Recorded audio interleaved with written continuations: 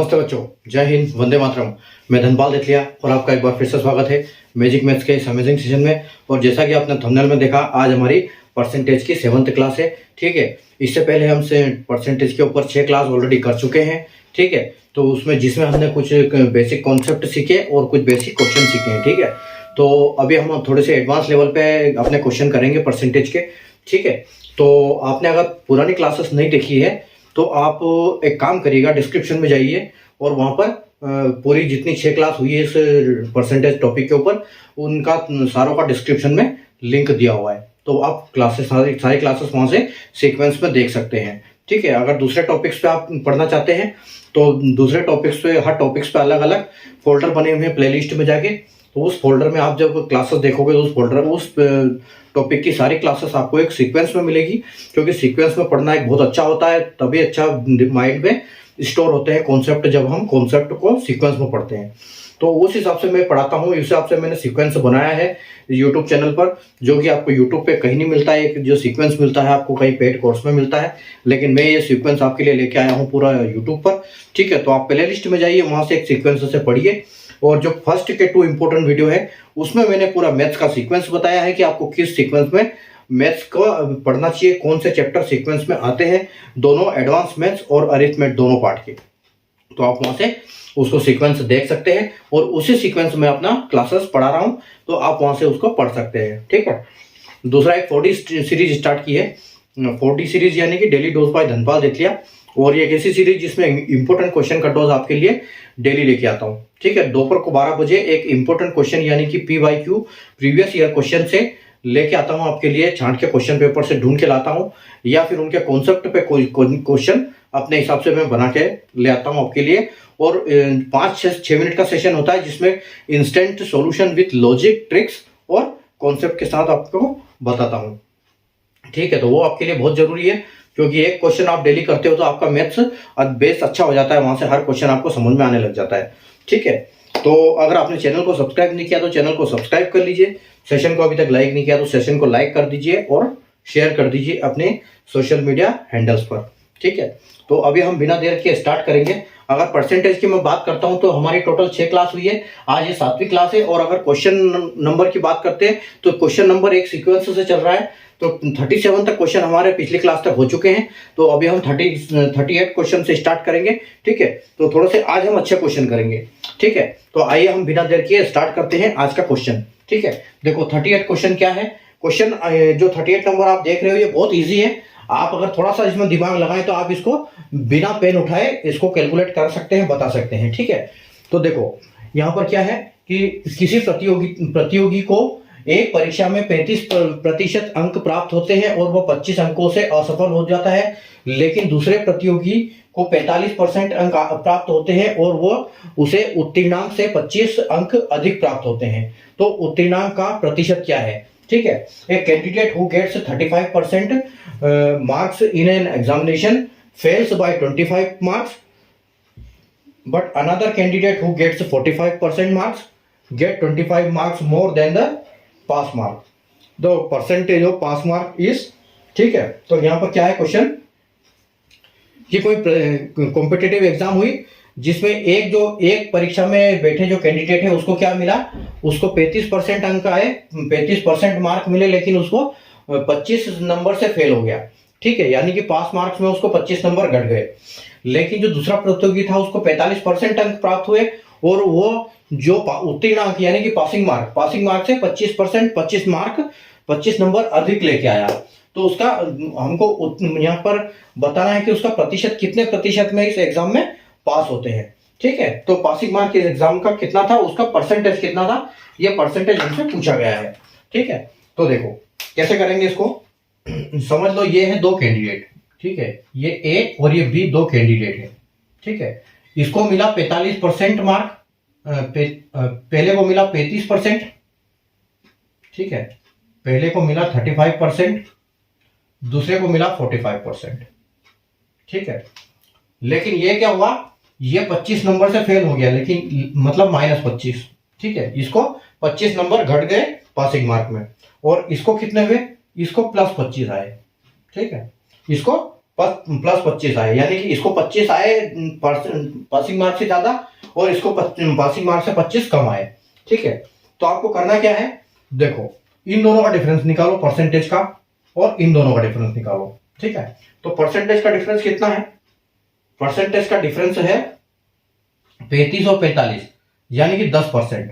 ठीक है, और नंबर का कितना गैप है, देखो ये जो नंबर है कैसा नंबर है, मतलब ये एक जीरो है, ये समझ लो कि ये आपकी बाउंड्री है पासिंग मार्क। ठीक है, पासिंग मार्क को हम बोल देते हैं कि जीरो। ठीक है, जैसे आपने नंबर लाइन देखी होगी, अगर आपने वो देखा है number of classification of numbers, वो वाला वीडियो, तो आपको पता है नंबर लाइन कैसी होती है, और अगर नहीं देखा है तो आप जाइए प्ले लिस्ट में और क्लासिफिकेशन ऑफ नंबर्स फोल्डर में जाके वहां पे क्लास देख सकते हैं। ठीक है, तो पासिंग मार्क को हम बोल सकते हैं कि ये जीरो है। ठीक है, यहाँ पर जीरो है, तो यहाँ पर एक नंबर लाइन है। ठीक है, तो इधर माइनस में चलता है, -1 माइनस, ठीक है, यहाँ पर चलेगा -1 -2 -3, और इधर चलेगा +1 +2 +3। ठीक है, तो जो इसको आए हैं यहाँ पर, इसको +25 आए हैं। ठीक है, ये +25 है और ये है -25 इधर। ठीक है, यानी कि 25 का फासला जीरो से इधर है और जीरो से 25 फासला इधर है, यानी कि ये टोटल नंबर कितने हो गए, अगर हम यहां से यहां तक के नंबर्स की बात करें तो ये कितने नंबर, ये 50 नंबर है। ठीक है, तो देखो नंबर्स की अगर हम बात करें तो 50 नंबर है। ठीक है, 50 नंबर का डिफरेंस है, क्योंकि इसको -25 है, इसको +25 है। और अगर हम परसेंटेज की बात करें तो कितना है, 10। ठीक है, तो 10% है। ठीक है, तो हम इसको ऐसे लिख सकते हैं कि जो 10%, ठीक है, 10% इज इक्वल टू 50 मार्क्स। ठीक है, क्योंकि 35 और 45 का डिफरेंस 10 है, और -25 और +25 का डिफरेंस 50 है। ठीक है, तो अगर 10% का 10% का मतलब है 50 नंबर। ठीक है, तो 1% का क्या है 1%, यानी कि 1% इज इक्वल टू 5 मार्क्स। ठीक है, और 100% इज इक्वल टू 500 मार्क्स। तो हमको यहां एक चीज पता चलती है कि ये देखो, ये 35% है और ये 45% है, यानी कि इसमें 10% का फर्क है। तो 1% कितना नंबर का है, 5 नंबर का है। तो यहां पर हम बोल सकते हैं कि ये जो इसके बीचों बीच जो आएगा, यानी कि 40%, तो 40% जो मार्क है वो इसका पासिंग मार्क है। ठीक है, तो ये तो हो गया एक कॉन्सेप्ट कैसे निकालेंगे। ठीक है, और अगर यहां से हम देखते हैं तो हमको यहां से ये पता लगता है कि ये टोटल नंबर है इसके। ठीक है, तो इसके टोटल नंबर कितने हैं, 500। तो जब हमको 500 पता चल जाता है तो हम देखेंगे कि यहां पर जो है परसेंटेज है 5। ठीक है, तो यानी कि 500 अगर 100% है तो 40 कितना, यानी कि 40 कितना, तो जो इसका आएगा 40%। ठीक है, तो 40% के हिसाब से हमको देखना पड़ेगा, तो हम इसको ऐसे भी निकाल सकते हैं। ठीक है, तो ये जीरो से ये डबल जीरो जाएगा, और 5 चौके 20, यानी कि जो 200 नंबर है वो इसके पासिंग मार्क है। और परसेंटेज की अगर बात करें तो ये 40% है। ठीक है, तो 200 मार्क है और 40% है। ठीक है, तो ये तो पहले हमने ये निकाल लिया, बाद में नंबर आ गया। ठीक है, पहले हमारा टोटल मिल गया मैक्सिमम मार्क्स, फिर हमने उसके पासिंग मार्क निकाल लिए, यानी कि ये आपका पासिंग मार्क है, ये आपका पासिंग परसेंटेज है। ठीक है, पासिंग परसेंटेज है ये, और ये क्या है, है टोटल मैक्सिमम मार्क्स। ठीक है, तो ये इस हिसाब से हम इसको निकाल सकते हैं, यानी कि हमारा आंसर क्या हो जाएगा, अगर पहले हम जैसे ये निकालते हैं तो एक इसकी ये विधि ये भी हो जाती है, इसका कॉन्सेप्ट ट्रिक कि हम कैसे करते हैं। देखो कि इसको आए कितने, 35% मार्क आए, इसको 35% मार्क आए, लेकिन 25% घट गए। तो 5%, एक नंबर जो है 5% है, तो 35 नंबर कितना होगा। ठीक है, तो 35 यानी कि 35 × 5। ठीक है, 35% आए और 1% 5 नंबर का है, तो ये कितना हो जाएगा, 175, यानी कि उसको 175 नंबर आए हैं। ठीक है, 175 नंबर आए और उसके 25 नंबर कम हो गए, यानी कि अगर इस 25 को हम इसमें प्लस कर देते हैं तो ये हमको 200 मिल जाएगा, यानी कि ये पासिंग मार्क क्या है, 200। ठीक है, ये पासिंग मार्क हो गए। ठीक है, तो पासिंग मार्क ये हो गए। और अगर हम जैसे हमको पता चल जाता है कि हाँ 200 पासिंग मार्क हो गए, तो हम इसको 200 को 100 से मल्टीप्लाई करेंगे, 500 से, और इसको हम किससे मल्टीप्लाई कर देंगे, इसको हम मल्टीप्लाई कर देंगे इससे 100 से। ठीक है, तो इससे हमको पता चल जाएगा, क्योंकि ये पासिंग मार्क है, ये टोटल है और ये परसेंटेज, तो परसेंटेज से परसेंटेज गया और जो 5 से ये गया 40 बार, तो यानी कि ये 40 आ गया आंसर। ठीक है, तो ये 40% यानी कि पासिंग मार्क है हमारा। ठीक है, ऐसे हम उसको भी निकाल सकते हैं। यानी कि इस ट्रिक में मैंने सारा ही बता दिया आपको कि कैसे परसेंटेज निकाल सकते हैं, कैसे टोटल मार्क निकाल सकते हैं। ठीक है, तो सब कुछ आ गया इसमें। मतलब हमसे सिर्फ पूछा था कि 40 नंबर, परसेंटेज कैसे नहीं है, परसेंटेज क्या है, लेकिन हमने सारा कैलकुलेशन कर दिया, सब कुछ समझ में आ गया हमको। ठीक है, तो उम्मीद है आपको कॉन्सेप्ट समझ में आ गया होगा। अगले क्वेश्चन पे चलते हैं, क्वेश्चन नंबर 39 पर। ठीक है,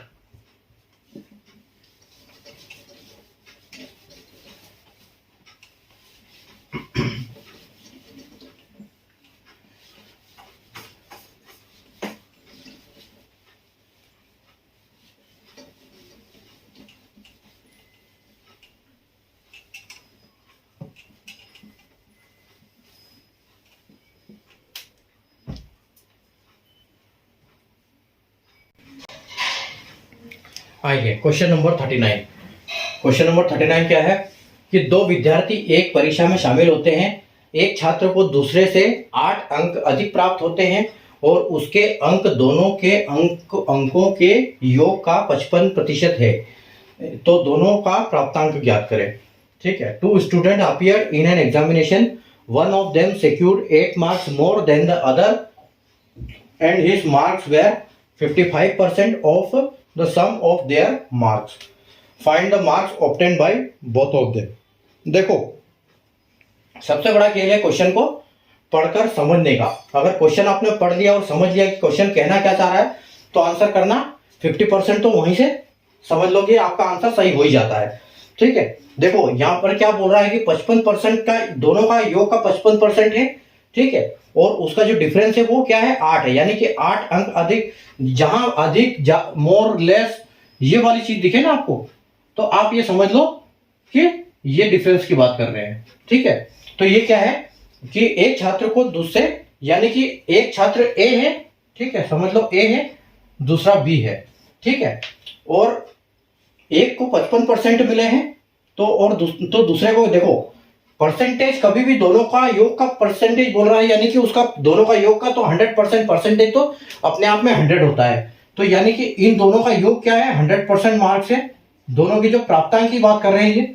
ठीक है, लेकिन इसको कितने हैं, इसको कितने हैं, तो ए को क्या बोल रहा है कि 55% है। ठीक है, तो एक को है मान लो 55% मार्क। ठीक है, तो एक 55% मार्क है इसके, तो दूसरे के कितने होंगे, अगर इसके 55 है तो दूसरे के 45 है, ये तो कंफर्म है। ठीक है, यानी कि एक का 55% है, तो 100 में से जो बचता है वो दूसरे का परसेंटेज होता है। और अगर इनका हम माइनस करते हैं, इनके जो मार्क्स को माइनस करते हैं, ए के माइनस में से बी का मार्क माइनस करते हैं, तो इनका डिफरेंस कितना आता है, इनका 8 नंबर का डिफरेंस आता है। जैसे वहां पर बोला गया है कि एक के 8 नंबर ज्यादा है, यानी कि इसके 8 नंबर ज्यादा है।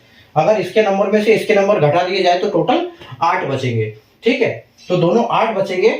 इसका मतलब यहाँ पर परसेंटेज का डिफरेंस कितना है, इस परसेंटेज का डिफरेंस यहाँ पर आ रहा है 10%। ठीक है, तो यानी कि 8 नंबर है और 10% का डिफरेंस है, तो हम क्या बोल सकते हैं कि 8 नंबर आए हैं। 8 की नंबर की वैल्यू क्या है, परसेंटेज के हिसाब से 10, क्योंकि नंबर में 8 का डिफरेंस है, परसेंटेज में 10 का डिफरेंस है, तो इसको 100 में मल्टीप्लाई कर दो। तो इससे क्या होगा, इससे दोनों का आपको पूर्णांक मिल जाएगा कि दोनों का ये मिल जाएगा कि दोनों को नंबर आए कितने हैं। ठीक है, टोटल नंबर दोनों के निकल आएंगे। तो देखो ये 0 से 0 गया और 8 धाम 80, यानी कि जो दोनों के नंबर, दोनों को जो नंबर आए हैं वो मिला के कितने नंबर आए हैं, 80 नंबर आए हैं। अब आपको करना क्या है, अब आपको पूछा गया क्या है क्वेश्चन में कि find the marks obtained by the both of them. ठीक है, तो आप यहाँ पर एक ऑप्शन से लॉजिक लगा सकते हो। ठीक है, कि अगर 80 नंबर है दोनों के मिला के, तो आप ऑप्शन में देख लो कि टोटल दोनों का मिला के 80 किसका हो रहा है। लेकिन यहाँ पर अगर आप देखोगे तो ऑप्शन आपका कहाँ है, ये ऑप्शन वाला काम नहीं होगा, क्योंकि यहाँ पर सारे का मिला के 80 हो रहा है। ठीक है, 45 35 80, 44 36 80, 43 37 80, 46 34 80 और 47 33 दोनों 80।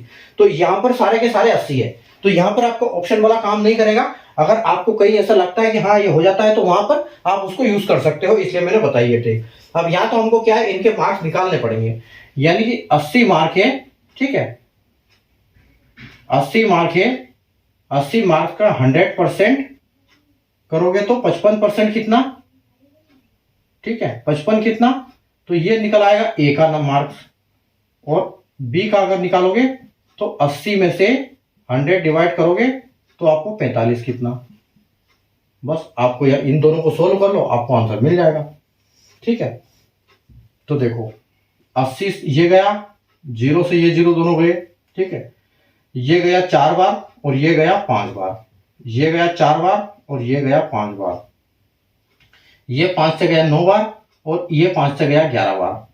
तो 11 चौके 44 और 9 पंजे 9 चौक 36, ठीक है। यानी कि इनको नंबर कितने मिले हैं, एक को 44 और 36, और 44 और 36 आपके ऑप्शन बी है जो बिल्कुल करेक्ट आंसर हो जाएगा, ठीक है। तो 8 नंबर का डिफरेंस था दोनों में, क्योंकि एक को 8 ज्यादा आए थे, और इनका परसेंटेज का डिफरेंस, परसेंटेज बता दिए कि एक को 55% है दोनों के योग का। तो यानी कि अंडरस्टूड है कि टोटल 100% होता है, एक का 55 है तो दूसरे का 45 होगा। तो डिफरेंस जो परसेंटेज का डिफरेंस आएगा वो 10 आएगा, नंबर का डिफरेंस आएगा वो 8 आएगा। तो 8 को 10 से डिवाइड करेंगे और 100 का मल्टीप्लाई करेंगे, उससे हमको टोटल मार्क्स मिल जाएंगे। यानी कि दोनों को जो प्राप्तांक है उनका, दोनों के प्राप्तांक का योग कितना है, ऑक्टेन नंबर का योग जो है वो टोटल का है 80 है, ठीक है। तो 80 को 100 से डिवाइड करेंगे, 55 से इंटू करेंगे, ताकि हमको क्या मिल जाए, हमको मिल जाए ए का नंबर। 80 से डिवाइड करेंगे, 80 को 100 से डिवाइड करेंगे और 45 से मल्टीप्लाई करेंगे तो हमको मिलेगा बी का नंबर, ठीक है। तो 44 और 36 ऑप्शन बी करेक्ट आंसर, ठीक है। तो बिल्कुल आपका आंसर ऑप्शन बी सही हो जाएगा, ठीक है। तो बढ़ते हैं, आपको कॉन्सेप्ट समझ में आ गया होगा क्वेश्चन नंबर 40 की तरफ।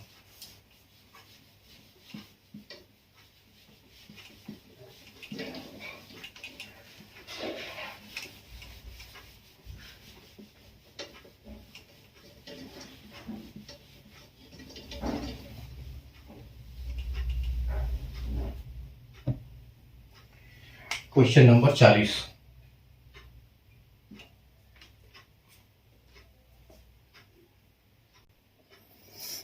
आइए क्वेश्चन नंबर 40 देखते हैं। एक परीक्षा में 3 विषय है और प्रत्येक का अधिकतम अंक 80 है। एक छात्र पहले विषय में 85% तथा दूसरे विषय में 75% अंक प्राप्त करता है, उसे कुल 80% अंक प्राप्त होते हैं। तो तीसरे विषय में उसे कितने अंक प्राप्त हुए, ठीक है।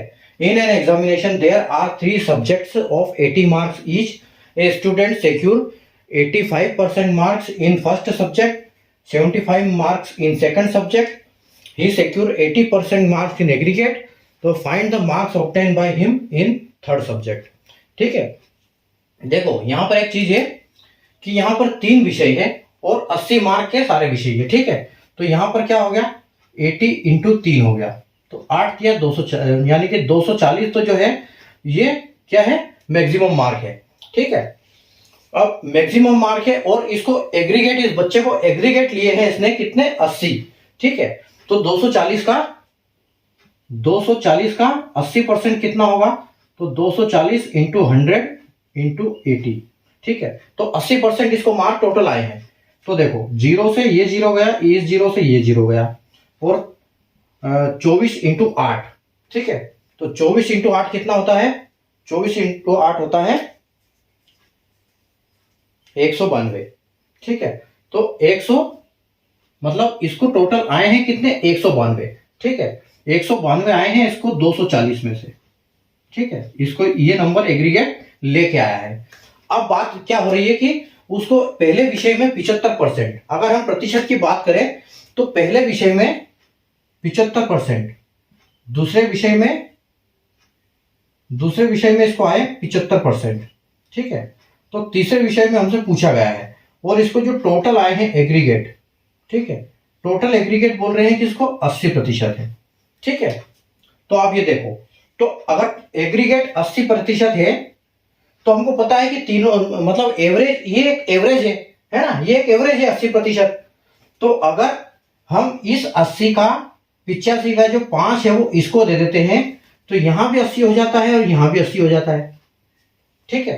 तो इसका मतलब 3 पे भी 80 हो जाएगा, तो यहाँ पर भी इसको ये 80 नंबर लेके आया है, तभी तो इसका परसेंटेज 80 हुआ है। ठीक है, यानी कि इसका ये जो है इसमें दोनों में एवरेज पहले ही बन रहा था 80, और हमसे सिर्फ सी का पूछा था, तो सी को भी ऑटोमेटिक 80 नंबर ही होंगे तभी एग्रीगेट होगा। इसको अप डाउन अगर ज्यादा कम नंबर आएंगे तो ये एग्रीगेट इसका बिगड़ जाएगा। ठीक है, तो इसको मतलब इसका मतलब है इसको तीसरे सब्जेक्ट में भी कितने मार्क आए हैं, इसको 80 नंबर आए हैं, 80% मार्क आए हैं। ठीक है, ये परसेंटेज है।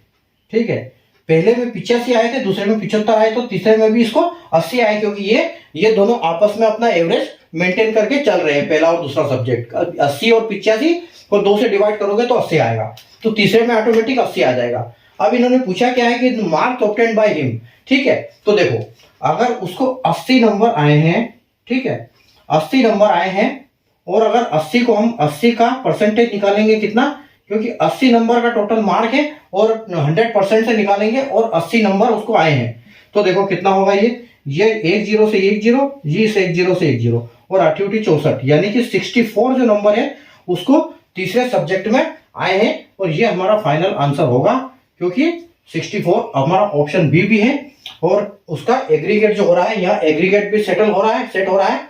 ठीक है, और अगर मार्क के हिसाब से देखें तो अगर टोटल मार्क्स 192 है और वो कितना ले आया है इन दोनों में, तो अगर इन दोनों का हम नंबर निकालते हैं उस हिसाब से, कि अगर पूछते हैं कि कभी इनका नंबर बताओ कि दोनों सब्जेक्ट में उसको कितने कितने नंबर आए हैं।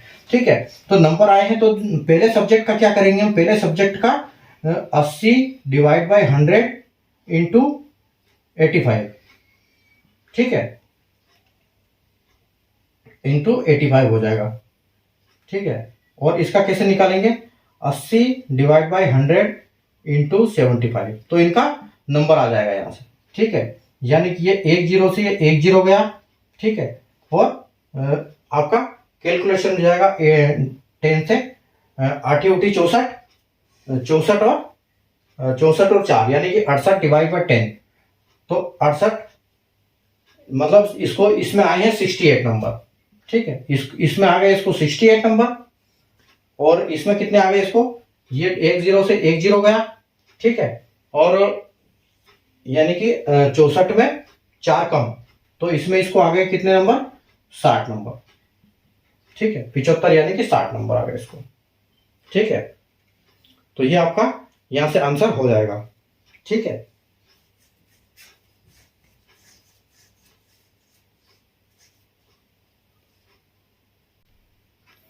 ठीक है, तो इसमें हमने सारा कैलकुलेट कर लिया, सिर्फ हमको बताना था कि इसको सी में कितने नंबर आए हमें। ठीक है, तो इसको कितने नंबर आए हैं, 64 हमारा फाइनल आंसर है। ठीक है, इसका बाकी अगर परसेंटेज वगैरह कुछ भी निकालना हो तो हमने सारा इसमें डिस्कस कर लिया है। उम्मीद है आपको कॉन्सेप्ट समझ में आ गया होगा। चलते हैं क्वेश्चन नंबर 41 की तरफ।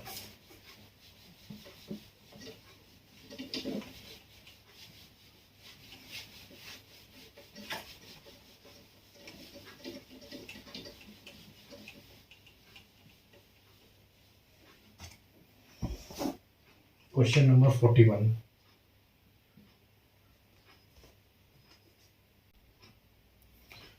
आइए देखो क्वेश्चन नंबर 41। एक परीक्षा में 4 विषय है और प्रत्येक का अधिकतम अंक 200 है। एक छात्र पहले विषय में 65%, दूसरे विषय में 60% और तीसरे विषय में 70% अंक प्राप्त करता है।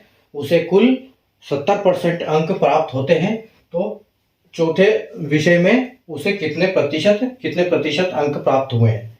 ठीक है, देखो तो यहाँ पर क्या है, सबसे पहले देखो कि परीक्षा में 4 विषय है और प्रत्येक के 200 अंक है। ठीक है, तो प्रत्येक के 200 अंक है, यानी कि 200 नंबर के 4 पेपर है, तो इसके टोटल मार्क कितने हो गए, 800। ठीक है, इसको टोटल मार्क्स 8 हो गए, और बोल क्या रहे हैं कि इसको कुल 70% मार्क मिले हैं। ठीक है, तो इसको 70%, इसका 70% कितना होता है, तो इसको 100 से डिवाइड करो और 70 में इसका मल्टीप्लाई कर दो, ताकि हमको मिल जाएगा इसका इस बच्चे को टोटल नंबर कितने मिले हैं। ठीक है, तो देखो ये 00 से 00 गया और 7 8 56, यानी कि इसको जो टोटल चारों विषय में टोटल एग्रीगेट नंबर है, जो टोटल नंबर मिले हैं वो क्या मिले हैं, 560।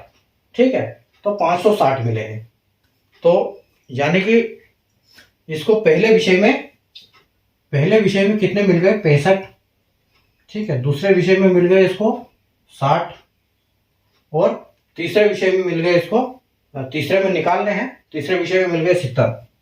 ठीक है, तीसरे विषय में मिल गए 70, और उसे कुल अंक भी 70% ही मिले हैं। ठीक है, इसके टोटल भी जो टोटल एग्रीगेट है वो अगर चौथे विषय की बात करें तो चौथे का भी निकाला नहीं है, हमको निकालना है।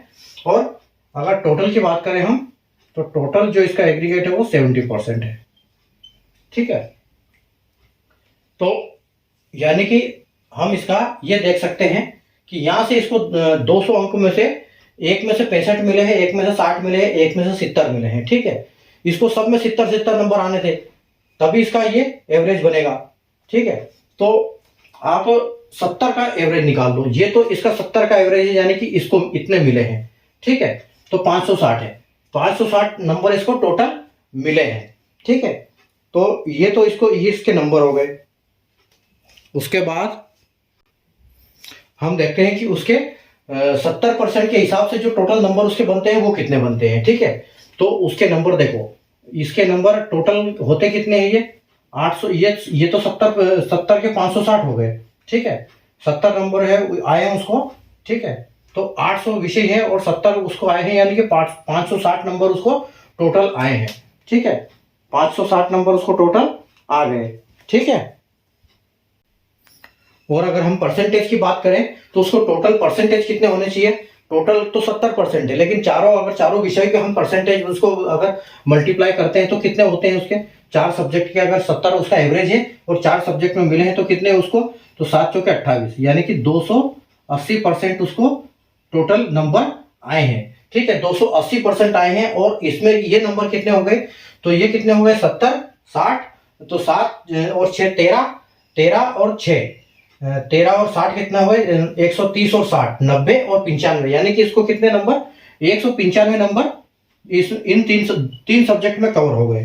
ठीक है, ये 195, यानी कि 280% उसको टोटल नंबर आए हैं।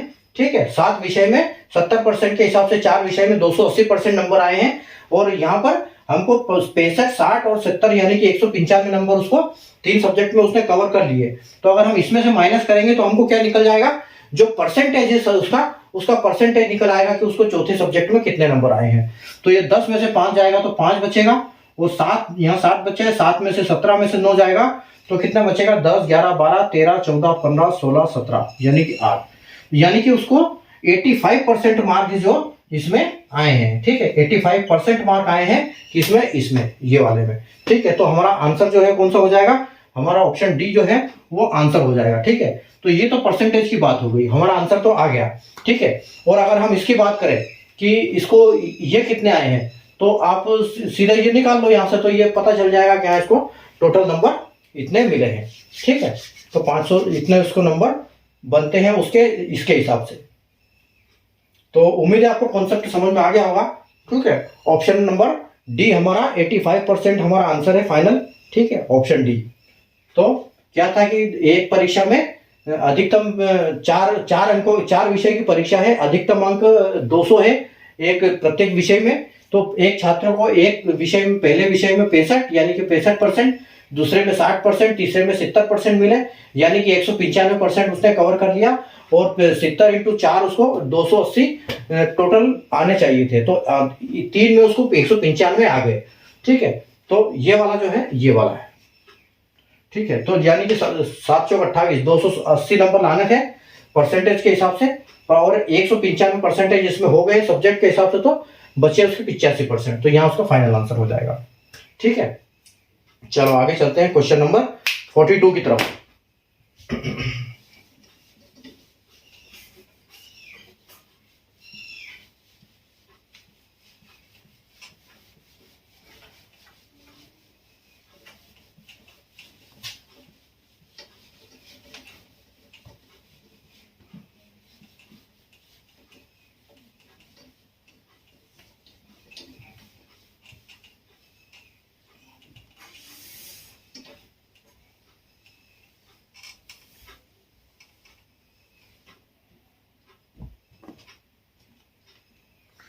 Question number 42,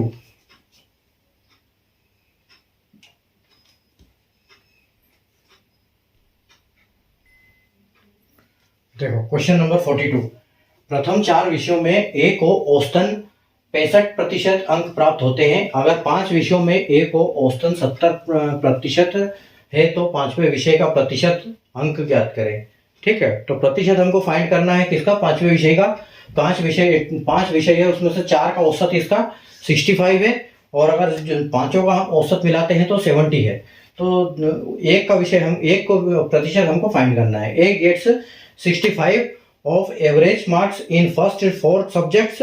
If he gets 70% of average marks in 5 subjects, तो then find the percentage marks of 5। देखो यहाँ पर मैं आपको दो तरीके से बताता हूँ कि हम इसको कैसे फाइंड कर सकते हैं, एक लॉजिक वाला और दूसरा कैलकुलेशन कैसे करते हैं इसका। ठीक है, तो देखो 4 विषय में उसको 65% आए। ठीक है, तो 65 इंटू 4, ठीक है, तो कितने हो गए 65 इंटू 4 में उसको 65 और 65 130 और 260 नंबर हो गए।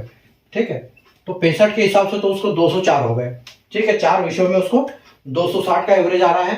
ठीक है, और उसका जो ये था उसको टोटल एवरेज कितना आया है 70 इंटू 5, तो 7 पंजे 35। ठीक है, यानी 350, यानी कि उसको टोटल 350 नंबर आए हैं। कितने, 7 सब्जेक्ट में, 5 सब्जेक्ट में और 4 सब्जेक्ट में 260 आए हैं। तो जो एक सब्जेक्ट बचा है उसमें कितने आए हैं टोटल उसको, तो उस एक सब्जेक्ट का करने के लिए क्या करेंगे यहाँ पर, ये एक सब्जेक्ट में कितने आए हैं उसको 0, और 6 में से 15, 15 में से 6 जाएगा तो 7 8 9 10 11 12 13 14 15। ठीक है, यानी कि 9, तो उसको 90 नंबर जो है उसमें आए हैं, एक में 90% नंबर आए हैं। ठीक है, ये तो लॉजिक हो गया, ये तो कैलकुलेशन हो गया। ठीक है, अब लॉजिक देखो, ये तो अपना कैलकुलेशन की कैसे करते हैं इसको, तो हमने किया कि टोटल 5 विषय में 70 नंबर लाता है तो 350 होते हैं, 4 विषय में 65 नंबर ऑलरेडी ले आए हैं तो 260 हो गए। तो 300 जो एक सब्जेक्ट का बचेगा वो 350 में से 260 माइनस कर दोगे तो 90 मिल जाएगा। ठीक है, तो देखो टोटल उसको 4 सब्जेक्ट में एवरेज कितना है 70 है। ठीक है, तो एक विषय 4 विषय में उसका कितना है 65, तो 65 उसका 4 विषय का है, तो आप कितनी कमी है 70 में, 4 है ना, तो 5 नंबर की कमी है, तो 5 इंटू 4 इजिकल टू 20 नंबर तो ये हो गए, और एक उस एक खुद के नंबर के, यानी कि 1 इंटू 70, 1 इंटू 70। ठीक है, यानी कि ये हो गए 70, 70 प्लस 2 ये 90 हो गए। ठीक है, तो उसको 90 नंबर, ये लॉजिक हो गया, क्योंकि 4 विषयों के 65 नंबर है, तो यानी कि अगर औसतन उसके 70 है और ये 4 विषय में अगर 5% कम है उसके, ठीक है, तो पहले तो उस 5वें विषय का 70% उसको लाने हैं, उसके बाद इनके भी चारों विषय के 5-5 नंबर 5-5% कवर करने हैं, तो यानी कि 90, 4 पंजे 20, तो 20 नंबर तो इधर से कवर करने हैं और 70 इसके लाने हैं, तो 90 हो जाएंगे टोटल।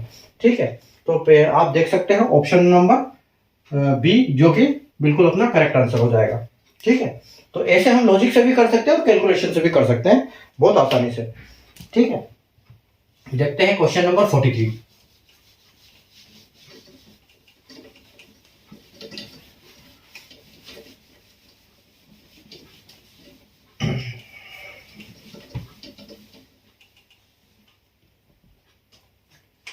क्वेश्चन नंबर 43,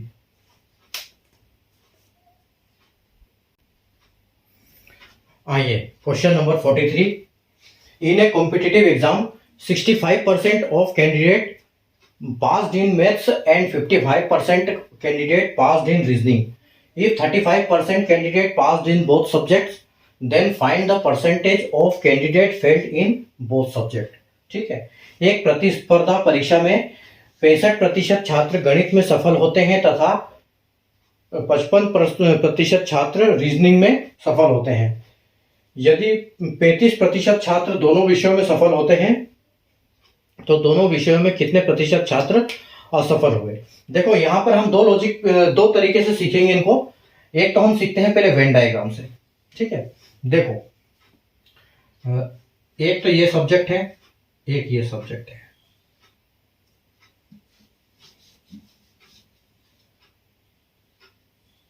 एक ये सब्जेक्ट है और एक ये सब्जेक्ट है। ठीक है, ये क्या है मैथ्स और ये क्या है रीजनिंग। ठीक है, मैथ्स में कितने पास होते हैं? 65%। मैथ्स में होते हैं 65% पास, ये सिर्फ पास का है। और रीजनिंग में कितने पास होते हैं? 55%। 55% पास होते हैं, ठीक है। अब क्या बोल रहा है, अगर 35% बच्चे दोनों सब्जेक्ट में पास हुए, यानी कि 35 इन दोनों में पास हो गए, ठीक है, यहां पर 35% आ जाता है। 35% इन दोनों में पास हो गए, तो आपसे पूछा गया है कि यहां पर जो फेल छात्र हैं वो कितने हैं, ठीक है। तो देखो ये कैसे निकलेगा कि 65% इसमें है, 55% इसमें है, लेकिन 35% जो ये वाले हैं ये इसमें भी है और ये इसमें भी है, ठीक है। तो इनको कैसे कैलकुलेट करेंगे? तो ये देखो 65 में से 35 घटा दो, यहां पर 65 में से 35 घटा दो तो कितना बचेगा? यहां पर 30, ठीक है। उसके बाद 55 में से फिर 35 घटा दो, ठीक है। तो 55 में से फिर 35 अगर घट जाएगा तो कितना हो जाएगा? 55 में से 35 चला जाएगा तो ये बचेगा आपका 20, ठीक है। तो अब देखो, अब यहां पर क्या होगा कि ये जो नंबर है ये इसमें है लेकिन इससे निकल गए, ये जो नंबर है ये इसमें है लेकिन इससे निकल गए, क्योंकि 55 में से हमने 35 घटा दिया तो 20 बचा, 65 में से 35 घटा दिया तो 30 बचा।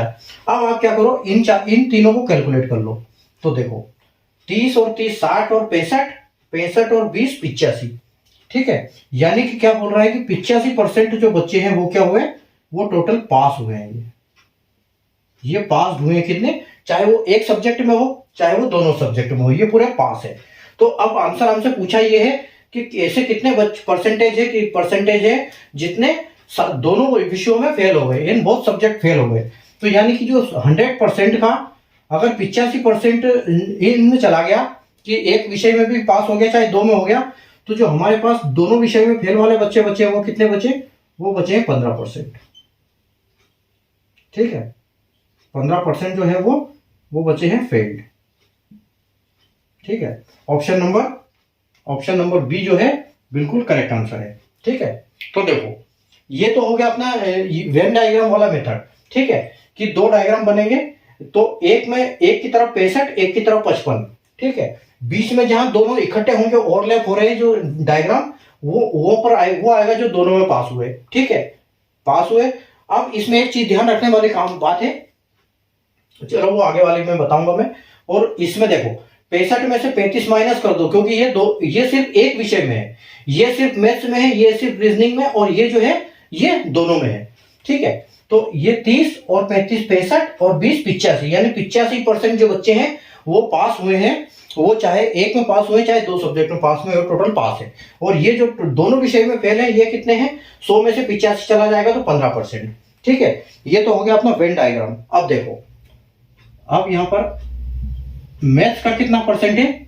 मैथ्स का है 65%, ठीक है। मैथ्स का 65% है और रीजनिंग का है आपका 55%, ठीक है। रीजनिंग का आपका 55% है। तो आप क्या करो, इन दोनों को जोड़ लो, इन दोनों को जोड़ के जो 35% है ये इसमें से माइनस कर दो, तो आपको आंसर मिल जाएगा टोटल, ठीक है। देखो तो 55, 5 और 5 10, और 6 और 5 11 और 1 12, 120। अब 120 में से आप 35 घटा दो, ठीक है। 20 में से आप 35 घटा दो, क्योंकि 35% क्या है? वो दोनों में पास है 35% में से। तो आपके पास कितना बचा? 10 में से 5 जाएगा तो 5, और 1 में से, यानी कि यहाँ 12 हो गया, 12 में से 11 हो गया, 11 में से 3 चला जाएगा तो कितना हो जाएगा? आपके पास 8 बचेगा। तो यानी कि ये है टोटल बच्चे कितने हैं? ये टोटल सब में पास है।